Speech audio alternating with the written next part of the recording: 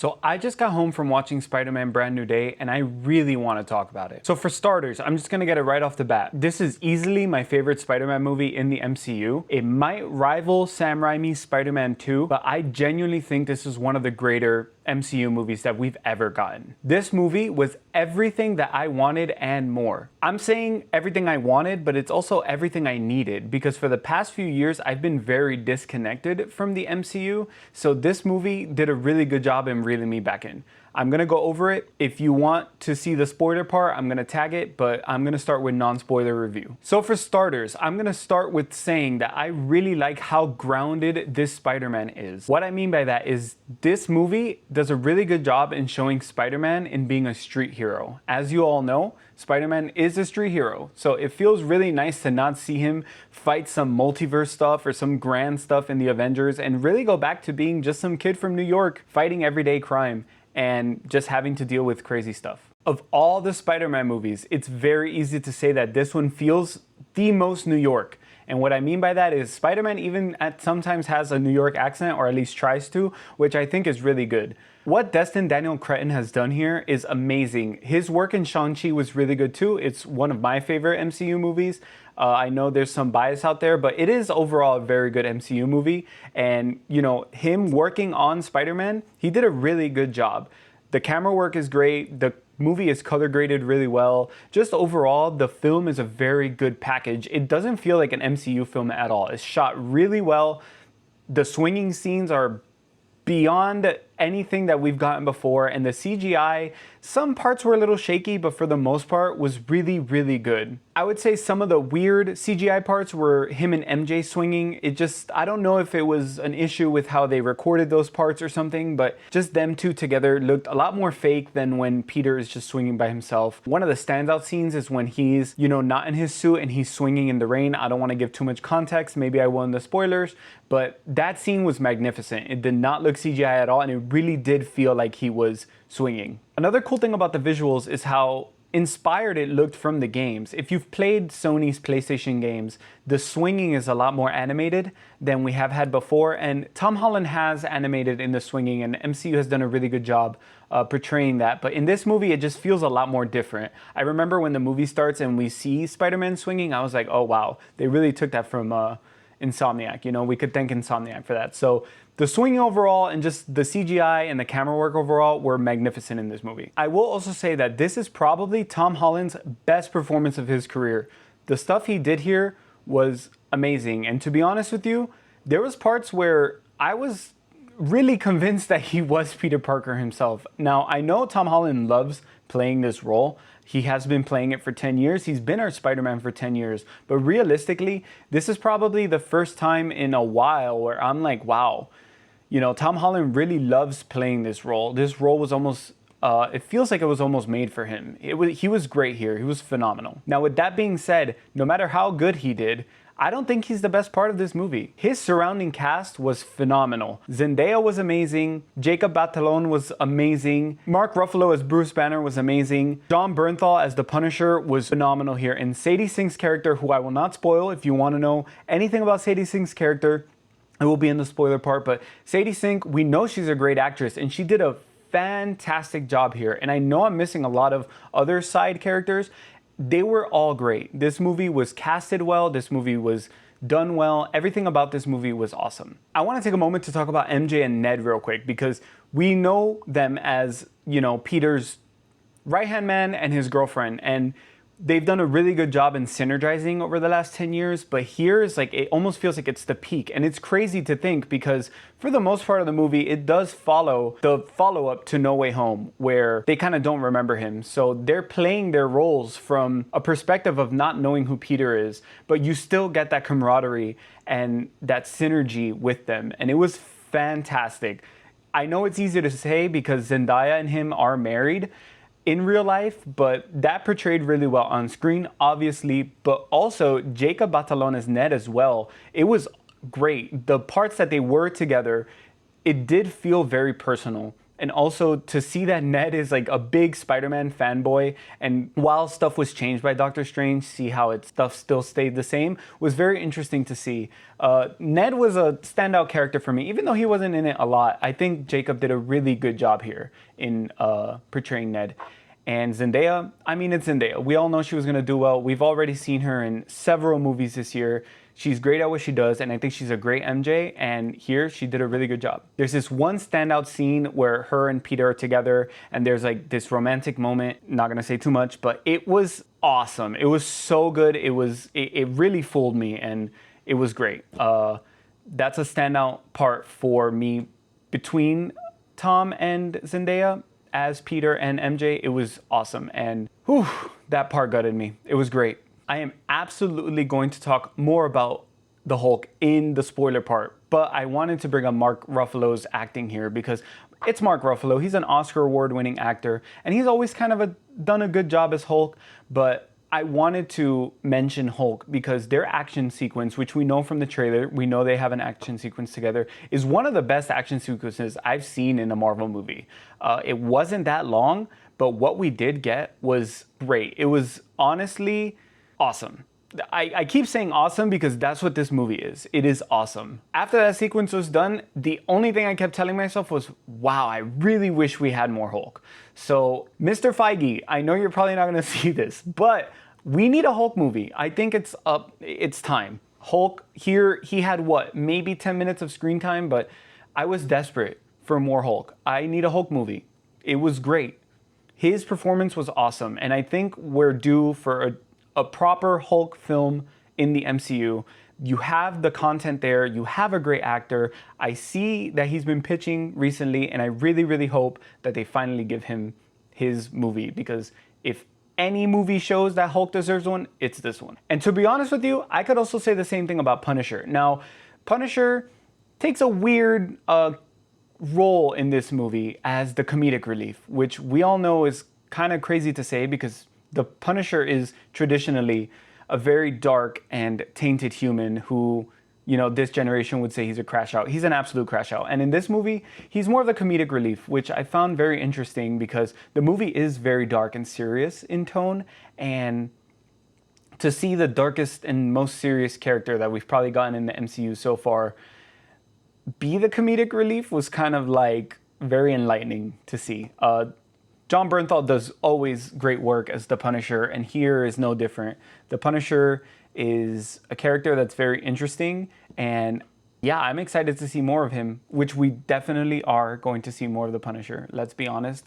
This was one of the weirder ones when I saw the cast for this. I was like, why is the Punisher, you know, in so much promotion when they're trying to do a bunch of stuff? And I thought it was going to be like a tie-in to, like, you know, what they're doing with him in the MCU like shows and stuff, but it really isn't. It's kind of just, you know, the Punisher lives in New York and Peter is New York's hero, so Peter needs his help and the Punisher helps him, which, you know, we don't need that crazy exposition for everything. I think that was perfect. It wasn't a lot of, you know, hey, I need this and I need that and I need you to bring in this hero, and you know how the MCU works. It wasn't a lot of that. It was kind of just like, hey dude, you know, you're on your isolated little area and I need you to come and help me because I need help with this. And I found that was really cool. You know how they've been promoting this movie, the villain has not been revealed, so I will not be revealing it here. But just to quickly say something about the villain, I'm very surprised at how they portrayed it. We've kind of seen this strategy before, but it still felt very fresh. And not only did it feel fresh, but it felt very Iron Man 1 and 2, where it kind of set up, you know, what's to come in the MCU. And I really, really like that. Yeah, I'm hesitant on speaking more on the villain because I really want the non-spoiler part to be as vague as possible, because I think that, you know, very shocking for a Marvel movie, in my opinion, but I think that this movie is better served if you go into it not seeing many spoilers and just taking it for what it is. I think this is one of the greater movies in doing that. I know a lot of people are very hesitant on Marvel spoilers, but also very like yearning for them. But I'm here to say that I think that this is one of the more rewarding ones that I've seen without spoilers. Yeah, when it comes to the villain is a very weird one because it's very obvious, but also very not, because I think it sets up a lot. And I'm sorry if I'm being very vague, but again, the villain is very cool here. I like it a lot. And like I just mentioned, with the villain, you know, setting up the rest of the MCU, while this is a standalone Marvel movie, it really feels like they've taken the right steps in the right direction to correct kind of the problems that they had before. You know, no one is really a fan of the multiverse stuff.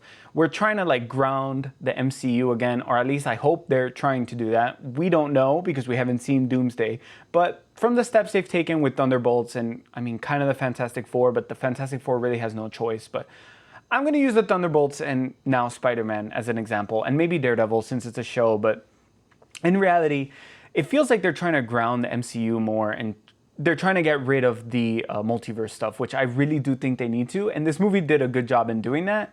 And this movie is kind of the ad of them doing that. Like, hey, you know, the multiverse stuff didn't work.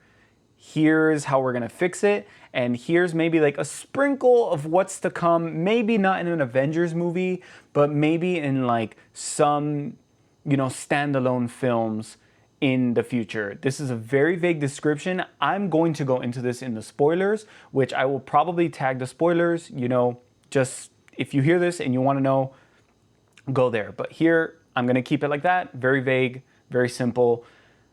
The MCU is looking very grounded and less multiverse from here on out. And yeah, overall, this was a fantastic movie. I'm willing to say that it's probably my favorite MCU movie ever. And I've seen them all, obviously. And it might be my favorite Spider-Man movie, you know, next to Raimi's Part 2, which I think is the best Spider-Man movie ever, but this one's really rivaling it. Honestly, I have to maybe watch it 1 or 2 times more to kind of see how they're battling each other and where it ends up being. But I can't believe I'm gonna say this. If you know me, this is gonna shock you, but this movie got me really excited for not only Doomsday, but for what's to come, because it was a lot. It was a lot. And I know that's coming from a Spider-Man movie, and they honestly don't do a lot of MCU stuff in Spider-Man movies. So it was really crazy to see here that this is kind of like their cannon shooting movie, if you will. If Kevin Feige decides to launch off this movie, which if he knows what's good for him in terms of where the MCU should go, he should. He should pull the cannon and launch from this movie because some of the stuff in this movie was amazing. I'm going back in time after doing my whole spoiler review stuff, and just to give you guys a point system, you know, score, and not leave you guys hanging. I don't want you guys to have to watch the spoilers if you don't want to. I gave this movie a 4.3 out of 5. I think it was fantastic, shot great. Destin Daniel Cretton needs to do more Spider-Man. I actually want him to do an Avengers movie after this, but this was great. This was awesome. Fantastic movie. If you're planning on watching it and you're not sure which who the hell isn't, it's freaking Spider-Man, go watch it. Welcome back, everyone. This is where I'm going to talk about the spoilers for Spider-Man Brand New Day. So if you do not want to hear about spoilers, now is your last chance. I'm going all in. So you are warned. I'm gonna give you a countdown and everything. 3, 2, 1, spoilers. All right, now spoilers. I know everyone wants to talk about Sadie Sink and who she's playing, and I promise you I'm gonna get to that. But before that, I need to talk about my boy, the Hulk. This is the best portrayal of the Hulk that we've gotten in the MCU so far. Hands down, don't care what anyone says, don't care to argue with you, you could argue with a wall. What they did with Hulk here was phenomenal. I was literally biting my nails, jumping out of my seat. I strongly believe that after this movie, we are getting a Hulk movie. Now I'm gonna explain why. In the movie, there is a part where Peter goes to Bruce and they're talking about, you know, his little hand thing that stops his DNA from mutating, and you saw it in the trailer. Now, that is a very good example of, you know, the mutate and the mutant part of Marvel. They go ahead and kind of throw that all out the window once Hulk's character is controlled by whatever is controlling these people. Now, the person that's controlling him obviously takes off his bracelet and is controlling his mind. But once he snaps back into it, he does not snap back into Bruce. He does for a moment. Peter goes up to him and he's like, Brucey, you know, what's going on? And we finally, guys, I can't believe I'm saying it. We finally see the Hulk's identity. Now, what do I mean by that? If you know anything about the Hulk and his backstory, we all know that the Hulk and Bruce are 2 separate identities. we finally get the confirmation that the Hulk is a different identity, and we've been waiting for that. Because even when they did Planet Hulk back in, I think it was Guardians or maybe Thor, can't remember, there's too many movies. But when they did that, I remember thinking, wow, they're not doing this justice. This is literally just Bruce Banner acting as the Hulk. Here, they got it, grabbed it in a ball of paper and threw it out. Literally, out of his mouth, he says, no more Bruce Banner, no more person controlling me, only Hulk. And he crashes out. I literally went insane. That scene was so good. That is everything I needed. As a Hulk fan, I needed that so bad. I remember sitting in the theater and being like, oh, they got me back. They got me back as an MCU fan. I'm here. I'm sat. You know, I was kind of hating on Doomsday. If you know me, I was not excited for Doomsday at all. I kind of wasn't excited for the last 4 movies either. I kind of shit on them, not gonna lie, even though I like them. I pretend to not, low-key. But they got me. I'm excited. I'm an MCU fan. Look, I have a Spider-Man shirt. I'm probably gonna buy a Doomsday shirt. Got my other shirts. Almost said something. Not there yet, but I'm ready. I'm ready to go. MCU, I'm here. Give me my Hulk movie. And not only was the fight sequence great, once the fight sequence is done and everything kind of settles, he goes back to Bruce.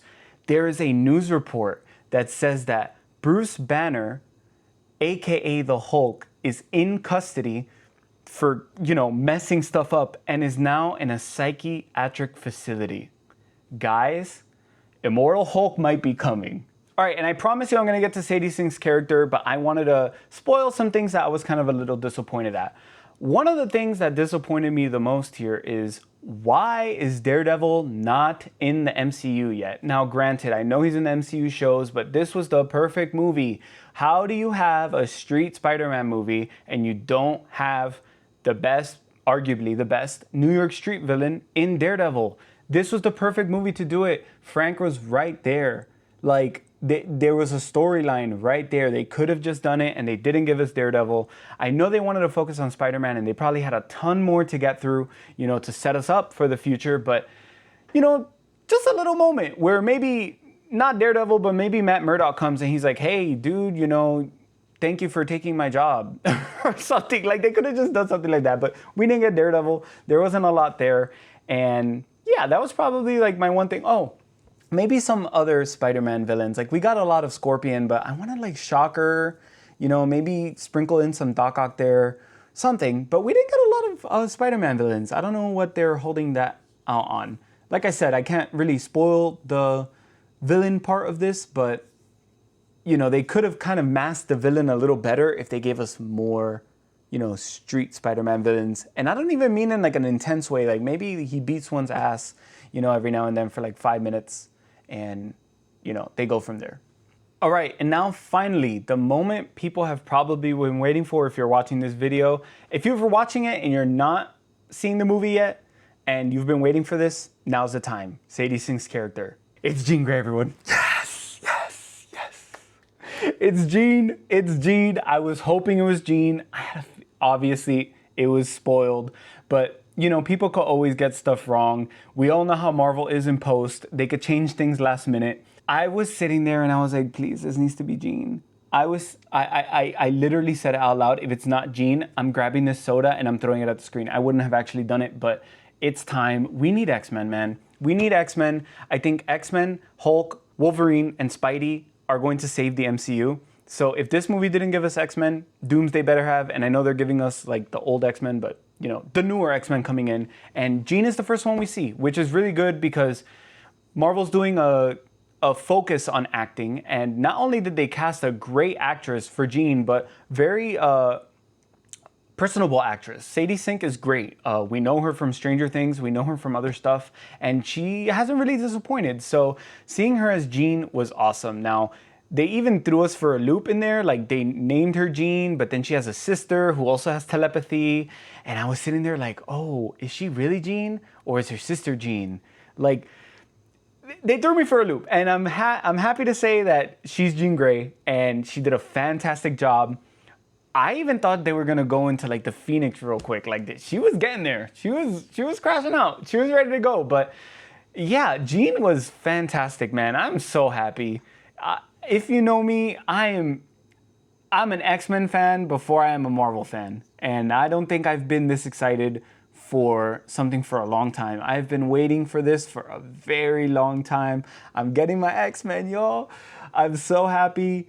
Gene was great. This movie was great, man. I can't begin to explain how happy this movie made me because I really have been dejected as a Marvel fan recently, and this one reeled me right back in. It did exactly what it needed to. What other stuff do I want to spoil for you guys? You know, make it maybe worth for you guys to see or not. Oh, another thing. I think they could have done a better job with the hand. I feel like the hand was kind of like thrown in there as, you know, street villains. And if they were going to do the hand, you know who they could have done with the hand and maybe to help Spider-Man? Daredevil. What the hell? Why don't we have Daredevil? That is probably my biggest criticism of the movie, to be honest with you. Why don't we have Daredevil? Man, I love Daredevil. But anyways, yeah, that was my Spider-Man Brand New Day review slash spoiler coverage. And I'm very happy with it.